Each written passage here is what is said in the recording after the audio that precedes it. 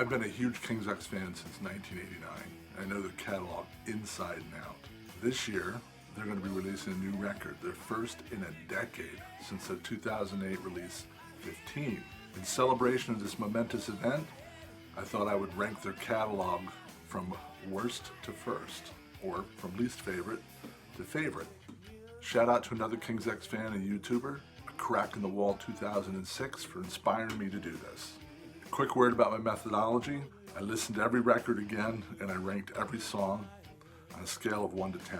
And I took the average of all of the songs, divided by the number of songs on the record, and I came up with a score. I left out tracks like Water Ceremony, Go to Hell, stuff that was kind of goofy or just off the cuff, didn't consider it serious, and I didn't want it to detract from the score of the entire record. So tried to make it as objective as possible.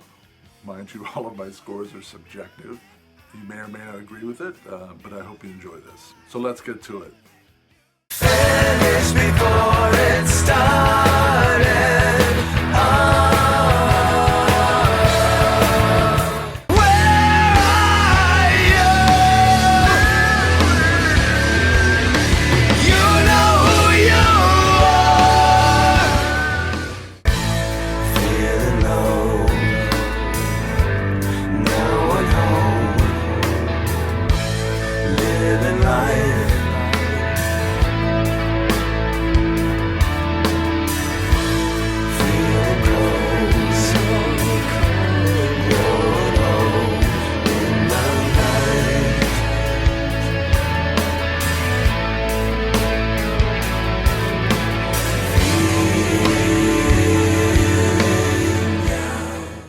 Coming at the bottom of my list with a score of 6.6 is 2003's Black Like Sunday. A lot of the songs in this record are songs that the band wrote back when they were Sneak Preview or The Edge, before they had discovered their sound as King's X. With that in mind, a lot of the songs here don't have the same maturity that the rest of the material does. The songwriting just wasn't as good. Half this record I scored with a 5. There are some really good songs on this record. 2, Finished, the title track, Black Like Sunday, and my favorite track, the only 10 on this album, Down. In fact, Down's one of my favorite King's X tracks ever, and if I were putting together my own greatest hits collection, that track would be on it.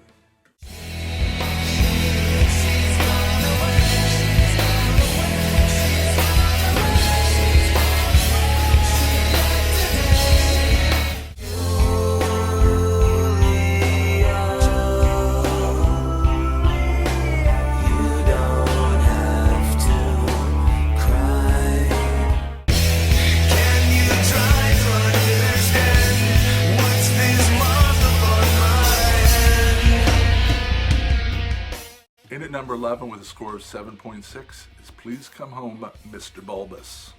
I really struggled to like this record when it came out in 1999. It's very polarizing, it's very different. A lot of fans either love it or hate it. It's just not one of my go-to records. The opening track, Fishbowl Man, is like an avant-garde jazz piece with spoken poetry over top of it. It's really a departure from their previous material. Some of the other songs in the album are reminiscent of previous stuff. Maybe if they'd opened the record with a different track, it would have been more accessible. I do applaud the band for being bold, and the record has grown on me over the years. I do pull it out and listen to it once in a while. I scored half the songs on this record with a 7, the rest were 8s, and there was one 9 on the record, which is my favorite track on the record, She's Gone Away. Some amazing guitar work by Ty on that track.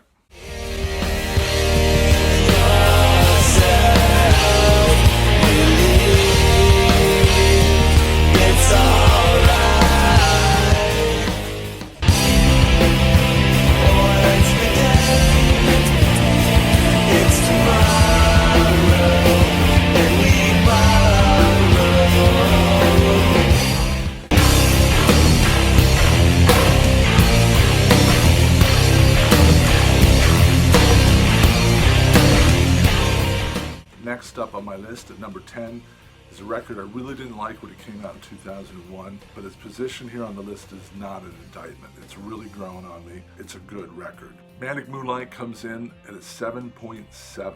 The band who produced the record got experimental with really funky primal grooves, drum loops, and I think think a lot of fans were turned off by the drum loops, but if you take any one of these songs and just start in the middle of the track, I think you walk away with a completely different perspective, and there's some really strong tracks on this record.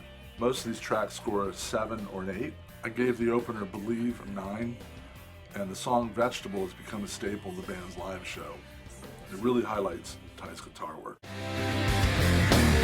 Hey brother, find your way around you every day. Take care of you. Take it.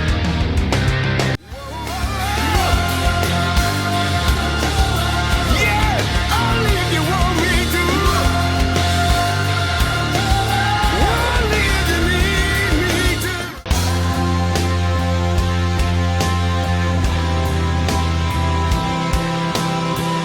I got the news. Number 9. 2005 saw the release of King's X's 11th record, Ogre Tones. Ogre Tones scores a 7.8. After the more experimental records, Manic Moonlight, Please Come Home Mr. Bulbous, and the fan tribute Black Like Sunday, Ogre Tones saw the band return to a sound that was more reminiscent of what they had developed in the mid-90s with Ear Candy and Tapehead. It also saw the band returning to the studio with a producer, Michael Wagner. Many of the tracks on this record I scored a 7 and 8. I gave a 9 to 3 tracks. Fly, Ty's Beautiful Honesty, and Mud. Stay is the one track that I scored a 10.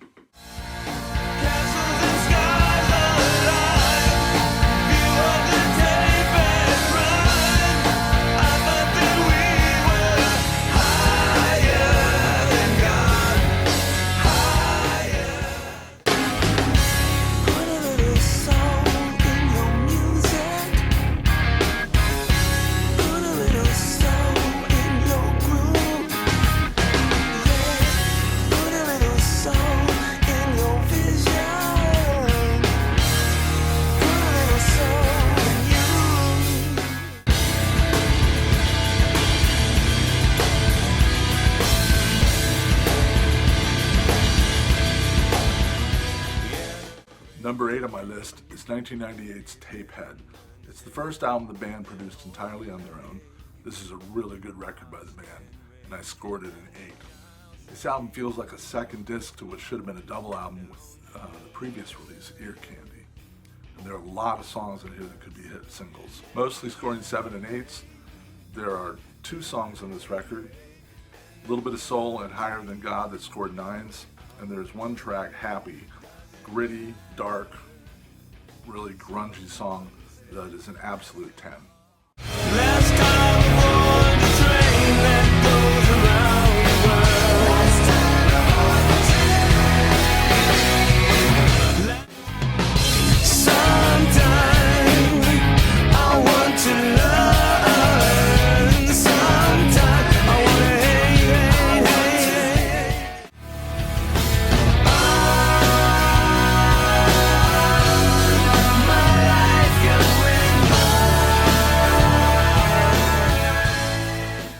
Next up at number 7 is the band's previous release, Ear Candy. It came out in 1996.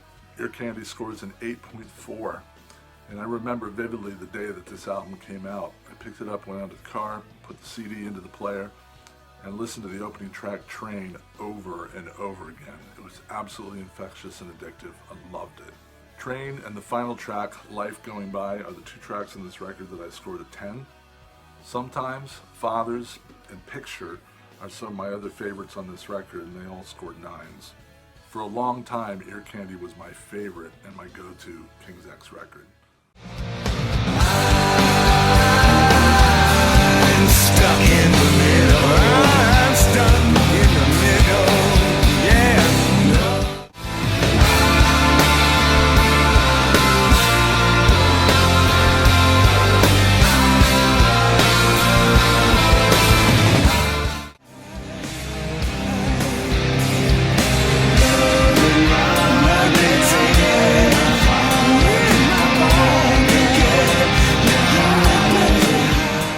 In 2008, King's X released my number 6 spot, 15.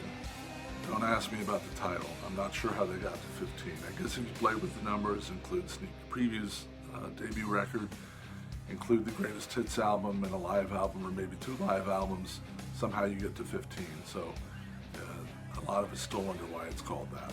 Regardless, this is a strong record, scoring an 8.7 on my scale. Produced again by Michael Wagner, who had produced Ogre Tones, the band hits it big on this record with songs like Blue, Free, and the primal and scathing Move, which I scored a 9. There are 4 10s on this record for me. I Don't Know, I Just Want to Live, Stuck, and Lovin' Rockets. I know giving Lovin' Rockets is going to be controversial, but I absolutely love that song. Ty's guitar work on this record all over is amazing, and Doug's vocals on this are inspiring, especially on tracks like Free. Give me $1 or give me 50 cents. Let me take it back if that ain't what I meant.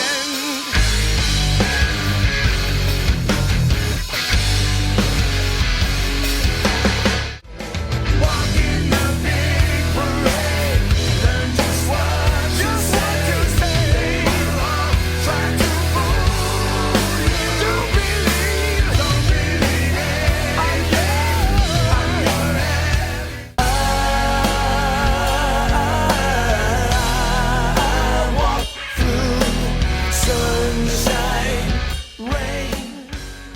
Number 5 for me is their 5th album, Dog Man. I know for a lot of fans this is their favorite record.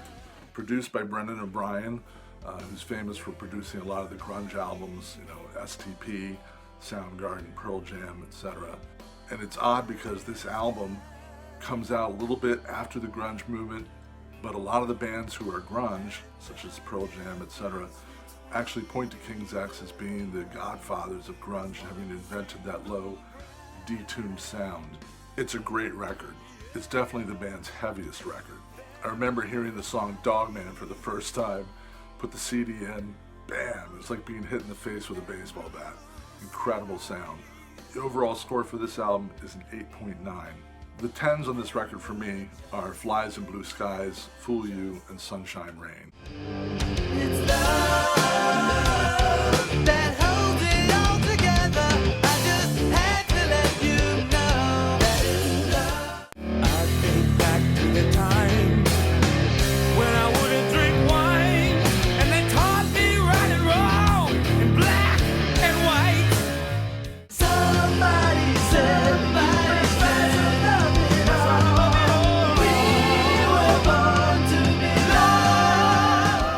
With a score of 9.0, number 4 on my list is Faith, Hope, and Love, the band's 3rd album.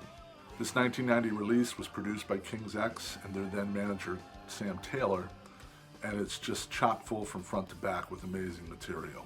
We are finding who we are, it's love, everywhere I go, fine art of friendship, we were born to be loved. I scored all of those songs 10s. The rest of the material on the album were all 8s and 9s.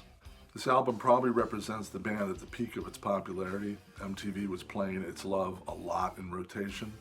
And most people who've never heard of the band, if I mention the song It's Love, I get that kind of familiar, oh yeah, I think I've heard that.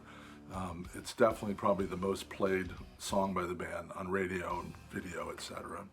did you say that my sister, my brother, you're talking to me? What denomination?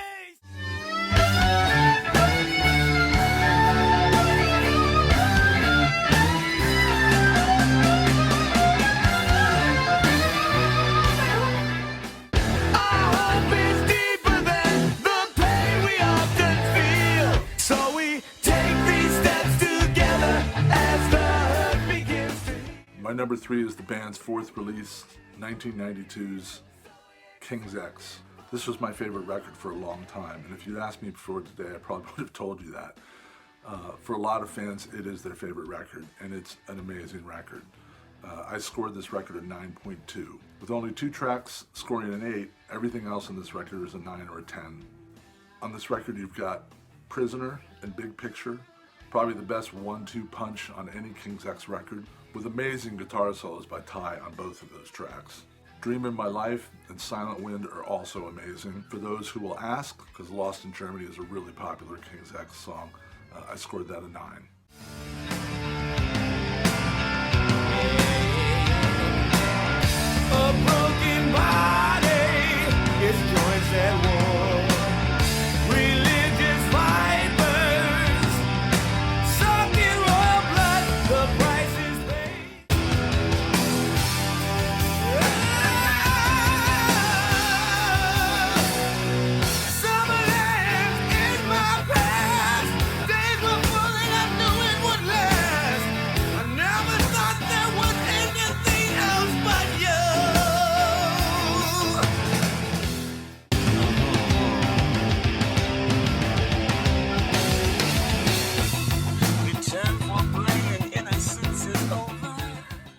number 2, Gretchen Goes to Nebraska. What an amazing record. I scored this a 9.4. One could argue with all 9s or 10s and even more songs than Out of the Silent Planet that Gretchen should be number 1. Since its release in 1989, many musicians have pointed to this record as a real milestone in music. It's been a huge influence on them, and most will point to it as their favorite King's X record.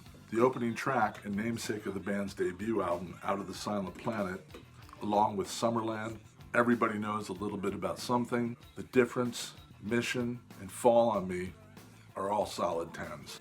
On any other day, this would be my favorite King's X record.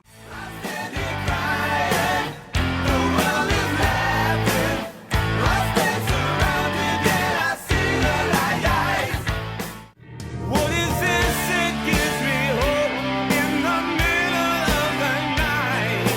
Makes me run to you. I stand behind you and I watch you from a mile away. Wishing you could be the one, but not live this way. So, my number 1 favorite King's X record remains 1988's debut, Out of the Silent Planet. I will never forget the first time I heard this. It's the first time in my life I've ever literally stopped what I was doing, turned my ear to the speaker, and listened closely to what I was hearing. I had never heard anything like it before. I scored 6 of the 10 tracks on this record a 10, giving an overall score of 9.5. In the New Age, a 10. Goldilocks, my absolute favorite track, a 10. Sometimes, King, What Is This, Fall on Me, all of those songs, absolute 10s. There's not a bad track on this record. I can listen to it over and over again and never tire of it. This album literally changed my life and set me on a 30-year-long love affair with this band. So, there it is, my ranking of the King's X records today, subject to change without notice. I hope you enjoyed this, and talk to you later.